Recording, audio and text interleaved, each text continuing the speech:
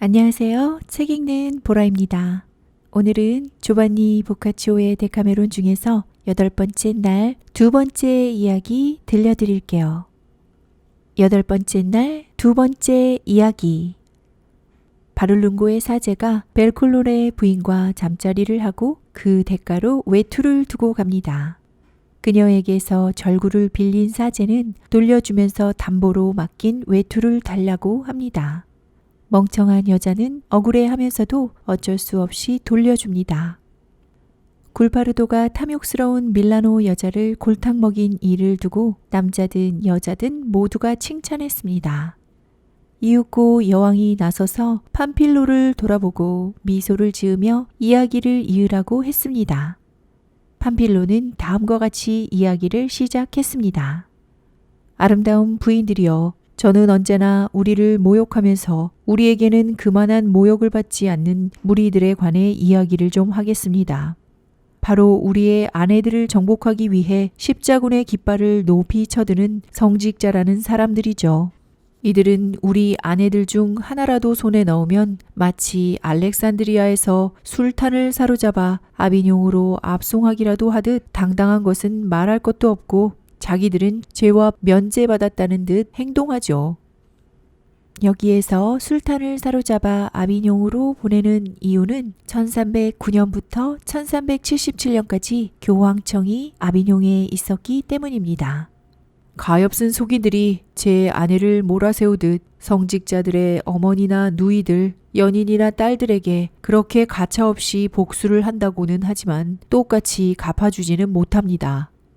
자, 이제 저는 시골에서 벌어지는 해괴한 사랑 이야기를 들려드리고자 합니다. 길게 늘어놓지 않아도 종국에 가서는 웃음을 자아내는 이 이야기에서 여러분은 성직자들에게는 도대체 믿을 만한 구석이 없다는 사실을 열매로 수확하실 수 있을 겁니다. 여러분 각자가 아시는지 혹은 들어보신 적이 있는지 모르겠는데 여기서 가까운 마을인 바를룬고에 여자와 관련된 일이라면 왕성한 성격을 자랑하는 훌륭한 신부가 살았습니다. 이 신부는 글을 썩 잘 읽지는 못했지만 일요일이면 느릅나무 아래에서 재미나고 거룩한 얘기거리들을 많이 풀어놓아서 교구 사람들을 끌어모으고 남자들이 어디 외출이라도 하면 어떤 선임 신부들보다도 앞장서서 여자를 방문하여 축복해 주면서 성물이며 성수, 때로는 양초 동강들을 집까지 가져다 주는 그런 사람이었습니다. 이 신부는 교구 여자들을 다 좋아했지만 그 중에서도 벤티 베냐라는 농사꾼의 아내인 벤콜로레 부인을 제일 좋아했습니다. 그 부인은 피부가 까무잡잡하고 몸매가 탄탄하며 그 어떤 여자보다 절구찍기에 능한 완전히 매력적이고 싱싱한 시골 여자였습니다. 뿐만 아니라 탬버린을 치면서 그에 맞춰 물이 세차게 흐른 애를 누구보다 훌륭하게 부를 줄도 알았고 필요할 때면 하늘거리는 예쁜 손수건을 손에 들고 근방에 누구보다 맵시 있게 그곳에 전통춤을 추었습니다. 이런 모습에 완전히 홀린 신부는 벨콜로레의 부인을 만나려고 하루 종일 어슬렁거리고 다녔죠. 그래서 일요일 아침에 그녀가 성당에 온 기척이 나면 자기가 노래의 대가임을 보이려고 있는 힘을 다해 키리에와 상투스를 읊어대는데 마치 당나귀 우는 소리처럼 들리기만 했습니다. 그러다 그녀가 보이지 않으면 아주 가벼운 어조로 돌아가는 것이었습니다. 하지만 이리 치고 저리 치고 하는 재주가 있어서 그녀의 남편 벤티베냐 델 마초도 그런 낌새를 알아채지 못했고 이웃 사람들도 의심하지 않았습니다. 그런데 신부는 벨콜로레 부인과 좀 더 가까워지려고 이따금씩 선물을 했습니다. 인근에서 가장 훌륭하다고 자부하는 자기 채소밭에서 손수 가꾼 신선한 마늘을 묶음으로 보내는가 하면 꼬투리 콩을 한 바구니씩 보내거나 때로는 양파나 나리를 한 다발씩 보내기도 했죠.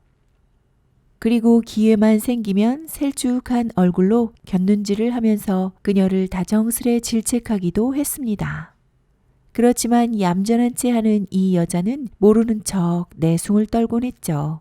그러니 신부 양반은 도대체가 목적을 이룰 수 없었습니다. 그러던 어느 날 날씨 좋은 한낮에 신부가 마을을 이리저리 싸돌아다니다가 노새에 짐을 가득 싣고 가는 벤티베냐 델 마초와 딱 마주쳤습니다. 신부는 그에게 다가가 어디 가느냐고 물었어요.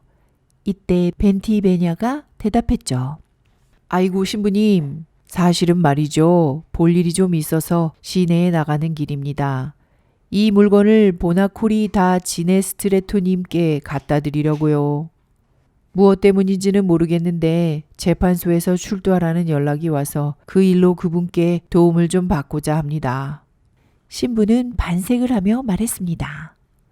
잘 해야겠군. 그렇다면 내 축복을 갖고 갔다가 얼른 돌아오게나. 그리고 라푸치오나 날디노를 만나거든 잊지 말고 내 보리 타작기의 끈을 갖다 달라고 전해주게. 벤티베냐는 그렇게 하겠다고 말했죠. 그가 피렌체를 향해 가는 동안 신부는 지금이야말로 벨콜로레한테 가서 원하던 바를 시도할 때라고 생각했습니다. 그래서 발걸음을 재촉하여 여자의 집에 이르러서는 집 안으로 들어가 외쳤습니다. 하느님께서 보내서 왔네만 아무도 없는가? 위층에 있던 베로콜레는 그 소리를 듣고 이렇게 말했습니다. 어머나 신부님, 어서 오세요. 이 더위에 산책이라도 다니시나요?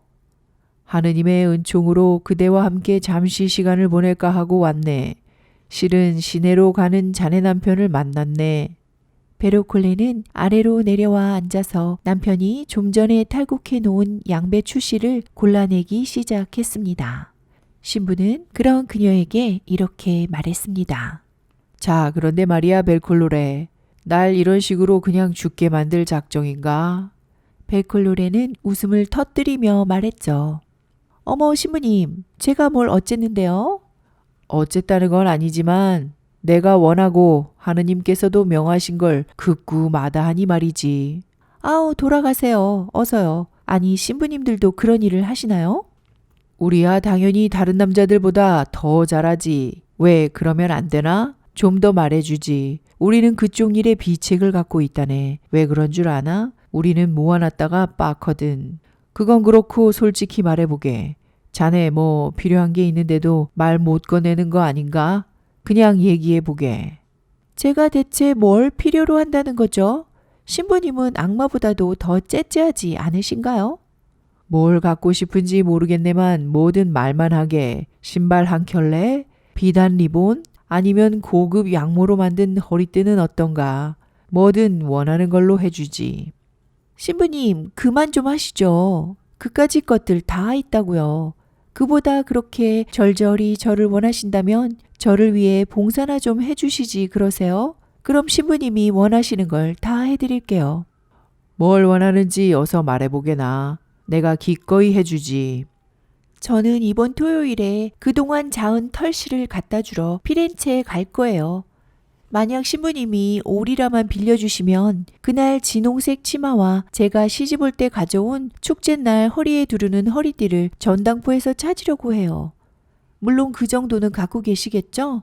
그것들이 없어서 성당이나 다른 좋은 곳에 전혀 가지 못하거든요.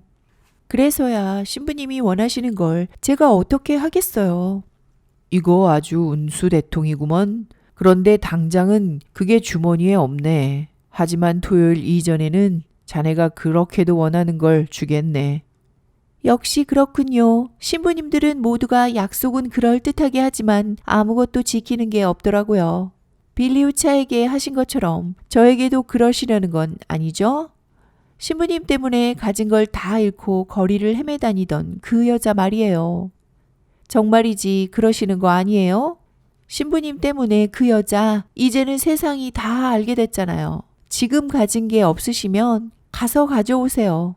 하고 벨콜로레가 말했습니다. 아이고 나더러 당장 집까지 가라는 말인가? 여기는 지금 아무도 없으니 절호의 기회가 아닌가. 내가 돌아왔을 때 혹시 다른 사람이 있으면 방해가 될 텐데 말이야. 지금처럼 제대로 된 기회가 언제 또 올지 누가 안단 말인가? 마음대로 하세요. 가고 싶으면 가시고 싫으면 여기서 참으시든가. 신부는 자기가 뭔가 보증을 하지 않으면 여자가 자기 뜻에 호락호락 응하지 않으리란 걸 알고 담보를 맡기기로 마음먹었습니다. 그러니까 자네는 내가 집에 가서 돈을 가져온다는 말을 믿지 않는 거로군. 그럼 날 믿도록 내 진한 청색 외투를 담보로 두고 가겠네. 이는 당시 검소한 생활을 하는 성직자들의 복장입니다. 그러자 벨콜로레가 얼굴을 들며 말했죠. 아, 그 외투 말인가요? 그거 얼마나 쳐주나요? 뭐 얼마나 나가냐고? 이건 두아지오 제품으로 트레아지오는 문제없다는 걸 알았으면 좋겠네. 우리 쪽에서는 과트라지오는 한다고 하는 말들도 있네만.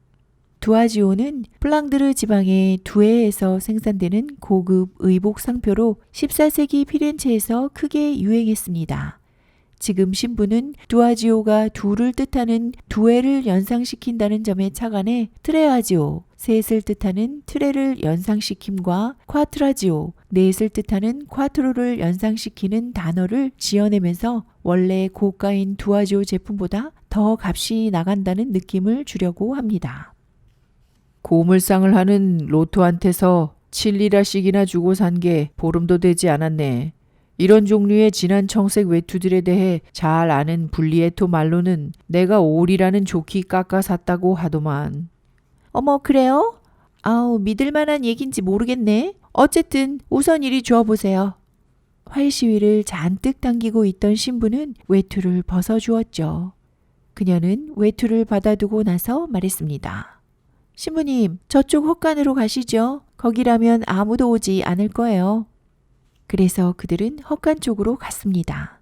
거기서 신부는 세상에서 가장 달콤한 입맞춤을 퍼부으며 여자와 오래오래 즐겼습니다. 그리고 여자의 치마폭을 벗어나 마치 결혼식 주례라도 다녀오는 양 성당으로 돌아갔답니다. 성당으로 돌아간 신부는 한 해 내내 제단에 바쳐진 양초 토막들을 다 모아도 5리라의 절반도 되지 않는다는 걸 생각하고 큰일이다 싶어 외투를 맡긴 걸 후회했습니다. 그리고 어떻게 하면 돈 들이지 않고 외투를 회수할 수 있을까 골똘히 생각했죠. 신부는 다소 영악했기 때문에 외투를 회수할 방법을 어렵지 않게 생각해냈습니다. 그리고 휴일인 다음날 여자 집 근처에 사는 어린아이 하나를 벨콜로레에게 보내 돌절구통을 빌려달라고 부탁하게 했죠. 빙구초 달 포지오와 누토 블리에티와 함께 아침 식사를 하려고 하는데 소스를 만들어야 한다는 구실로 말입니다. 벨콜로레는 절구를 줘서 보냈습니다. 그리고 신부는 여자가 남편과 식사를 할 시간을 노려 보좌 신부에게 이렇게 시켰죠. 이 절구통을 벨콜로레에게 갖다 주면서 이렇게 말해라. 신부님께서 대단히 감사하답니다. 그리고 아까 어린아이가 담보로 놓고 간 외투를 돌려주셨으면 합니다. 하고 말이야. 보좌 신부가 절구통을 갖고 벨콜로레의 집에 가니 마침 여자는 벤티베냐와 식탁에 마주 앉아 식사 중이었습니다. 그는 절구통을 내려놓고 신부가 시킨 대로 말을 전했죠. 벨콜로레는 외투를 돌려달라는 말을 듣고서 대꾸를 하려 했으나 벤티베냐가 얼굴을 찡그리며 이렇게 말했습니다. 아니 신부님한테 담보를 받았다고? 아이고 맙소사. 머리를 한 대 콱 쥐어박을까 보다. 당장 돌려드리지 못해? 이 연병할 마누라야. 신부님이 필요하시다면 뭐든 빌려드려야지. 앞으로는 우리 집 노새를 원하셔도 절대 안 된다는 소리 마. 벨콜로레는 툴툴거리며 일어나 납작한 옷상자에서 외투를 꺼내 보좌 신부에게 주며 이렇게 말했습니다. 신부님께 이렇게 전해주세요. 제 절구로 다시는 소스를 만들지 못할 것이며 이번 일로 신부님 명예가 완전히 구겨졌다고 말이에요. 보좌 신부는 외투를 갖고 돌아가 이 말을 전했습니다. 그러자 신부는 껄껄 웃으며 말했죠. 다음에 그 여자를 만나거든 절구를 빌려주지 않으면 나는 절구공이를 빌려주지 않을 거라고 말해라. 피차 일반 아니냐고 말이다. 벤티베냐는 아내가 신부님에게 그런 말을 짓거린 것이 자기가 화를 내기 때문이라고 생각하고 별로 마음에 담아두지 않았죠. 그러나 완전히 농락당한 벨콜로레는 포도를 수확할 철이 올 때까지 신부와 말을 섞지 않았습니다. 그 뒤 신부는 그녀를 지옥의 마왕의 입으로 보내버리겠다고 위협했기 때문에 그녀는 더럭 겁이 나서 발효되기 전에 포도즙과 갓단 밤을 주며 신부와 화해했습니다. 그런 뒤로는 둘이서 실컷 재미를 보곤 했죠.